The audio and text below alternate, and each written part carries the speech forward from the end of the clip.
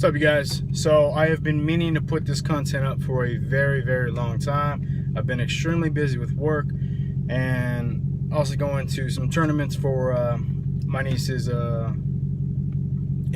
soccer team. That's actually where I'm headed right now. So finally gonna be able to put this up. By the time you guys see this, I think I'll be putting it up by either tonight or maybe tomorrow morning. So I hope you guys like it.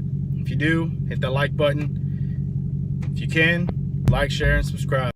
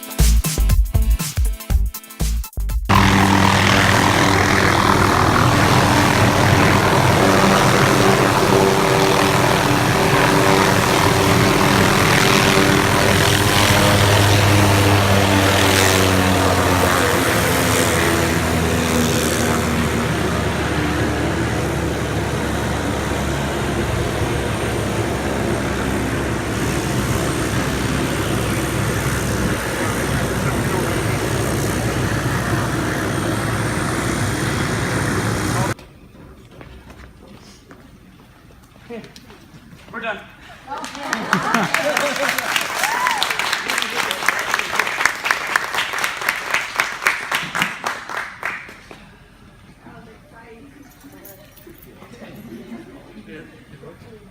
Surprise anybody? I'm currently assigned to our K9 unit. My name is Tim Cooper, 17 years on the job, assigned sniper. Corporal Chris Lewis. I've been a police officer 19 years, 9 in Pomona. I'm also a sniper with my partner Tim Cooper. Hi, Edgar Padilla, 16 years, sniper. Officer Blair Hornby, about 5 years, and I'm one of the new guys on the SWAT team, so I do several different things. Does anything me out? Sergeant Scott Hess, been doing this job for about 17 years. I am a team leader on this team. Myself and another sergeant are team leaders, and we break up responsibilities related to our SWAT team. We have approximately 20 people total as a part of our SWAT team. Obviously, Lieutenant Steve Compton is our SWAT commander. Everything is run through him.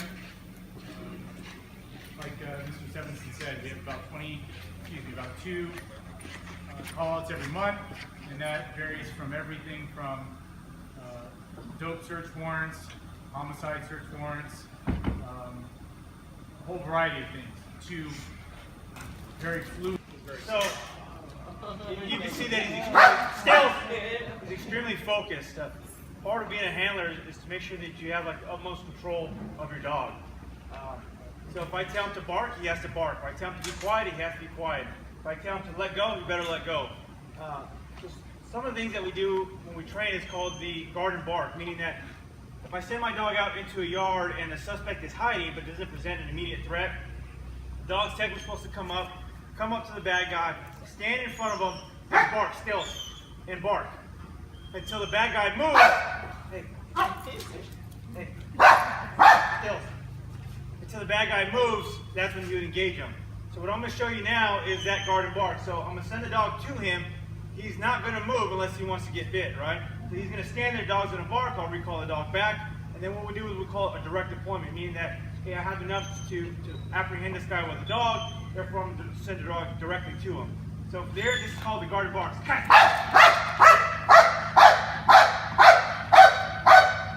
he will stay in that position until I call him back, or the bad guy moves. Okay, so I'll bring him back here. This time, off. This time, we'll send the dog back up. The dog will go ahead and go into a guard and bark again. But this time, the bad guy's going to move. So we're gonna see who's faster, him or the dog. Hopefully he gets his arm up good enough or high enough so the dog will engage him again. Okay. When the bad guy's ready, he's all of a sudden gonna try to flee. And as you can see, the dog is a lot faster than you think. Right? So the dog will stay on this bite until I tell him to let go. Now give him his command. Hey, bad guy, stand still. Search. Keep. Off. Okay. So, off. How does that feel, officer? How does that feel? Not so hot. So again, our main priority is when we have this dog, we all know this dog is trained to bite. We have to have the utmost control of it, okay? So there's times when I'm going to send you after the bad guy and all of a sudden, somebody walks in between me and the bad guy. That's a bad situation for us, right? Because the dog doesn't know the difference between a good guy and a bad guy. So if an officer runs in front of him, hey, this guy's closer, he's free. He's going to get him first, okay? So that's why our obedience is extremely high with these dogs. We've got to make sure we can control. If I tell him to sit, he's going to move from a down position to a sit position. Sits. Okay? So we move up. As you can see, he's 100% focused on it. I can down the dog, and then some of these dogs, they know the game, so they'll cheat. So sometimes when you send them to a guard and bark, they'll kind of nudge you a little bit in your chest to get you to move just enough to say, hey, Dad, he moved. I bumped him, he moved. And they'll do that. So some of them, and he's kind of one of those cheaters. Hey, I didn't move, buddy, so just kind of get going with it. Some of our verbal commands is to get the dog to bark. 9 out of 10 times we go to a building and we make our canine announcements, we will always have our dog bark. So that way the crook don't think we're bluffing. Hey buddy, I'm telling you right now, I have a dog and I'm not having my partner in the background making a dog barking voice. I actually truly have a dog. So we'll make the dog bark. But part of the problem is we've got to be able to silence that dog. Everybody has that one neighbor dog, that dog keeps barking. Still, you wish you had that command to silence that dog, right? Yeah. Well, we have to have that control of the dog. Over here, off. We have to have control of that because if we make our announcements, we're also giving the bad guy the opportunity to surrender. So when I make my announcement, say, hey, bad guy coming out before I send my dog, this is your last warning.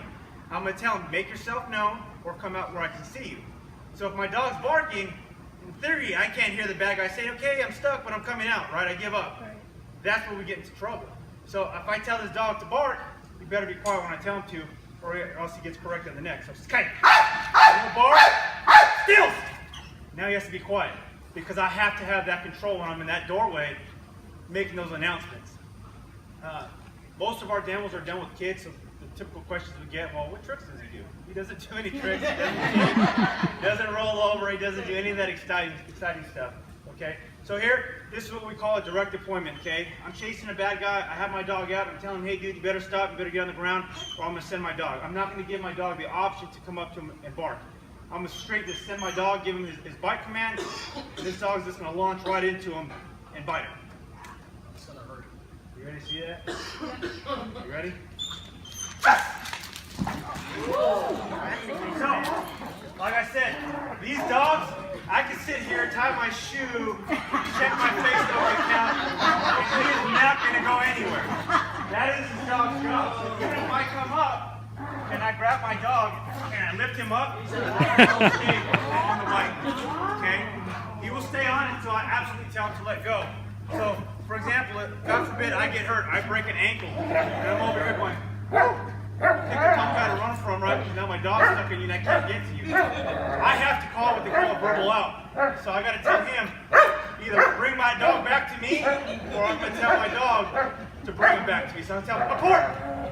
As you can see, the dog's pushing and pulling. So the dog, his command is saying, hey, Dad said you better bring this to me. So, abort! You see how he's pushing and pulling? He's trying to bring him to me. So that's how it works too, because sometimes we may have a bad guy deep in an area that we don't want to expose officers to, so we've got to send the dog in and have the bad guy bring our dog back to us where it's safe. Okay, bad guy, stand still. Sergeant! Pound here! Lahi. So most of the time when we roll out to a scene, we will generally have a big say in the tactical portions of it. So if we have a huge perimeter, we may do what we call a tag team. We may send the Bloodhound out in front of us. Instead of searching 32 yards, I know the Bloodhound is set Pacific, and he's going to trail us to the immediate area where this bad guy's at. So we'll get the Bloodhound will run out in front of us.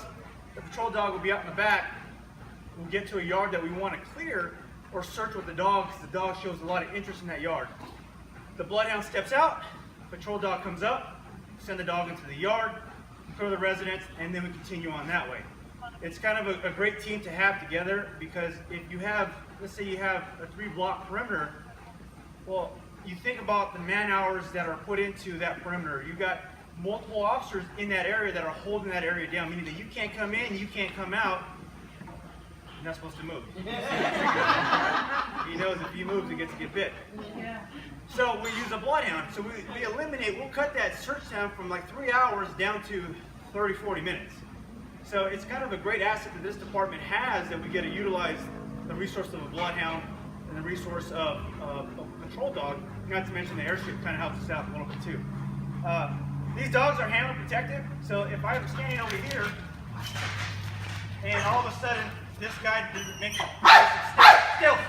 make the greatest decision in the world, the minute he steps forward to attack me, this dog will get him. He won't let him get near me. He's handler protected. And again, you'll stay on that bike until he gets tired and so the bad guy kind of gives up. These dogs are kind of used to getting hit. Nobody ever takes a bite and says, oh yeah, this dog is great, you know. 9 out of 10 times these dogs are getting punched, they're getting kicked, they're kind of getting hit hard, but you can hit this dog and he's not going to let go. All you're going to do is just really irritate him. And he's going to bite harder. And in case you start punching him in the face, well, 9 out of 10 times you're probably going to let go and bite your hand. And it's going to remind you not to punch him. Okay, like I said, stand up. Start.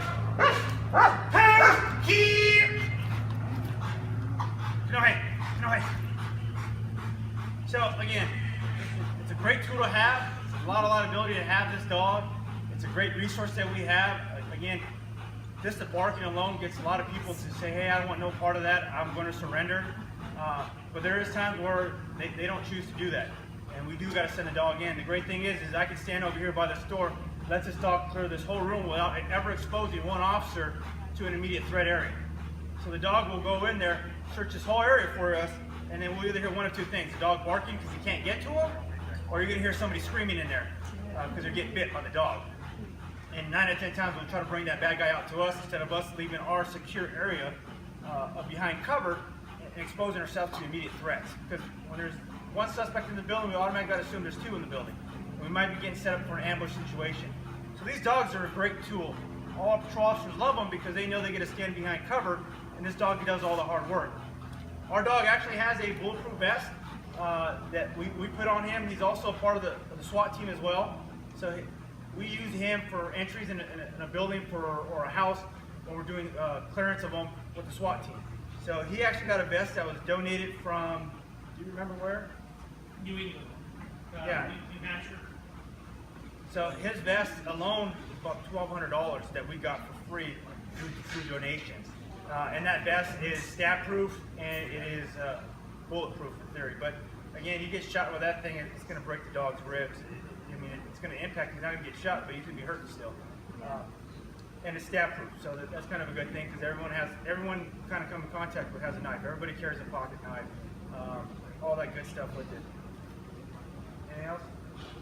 I'm just curious, has the dog ever gotten confused where, like, this is training, and he takes that suit off, and then the dog still thinks, well, he's a bad guy.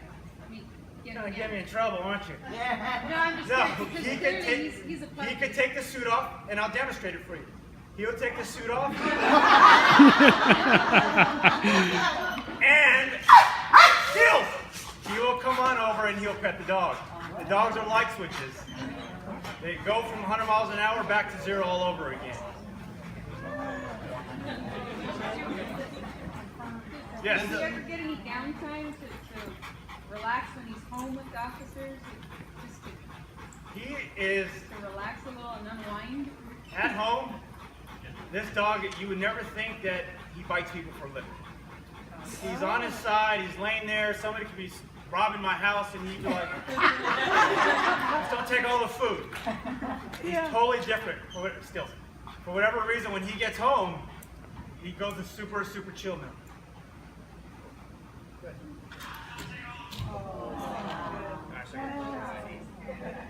He was scared.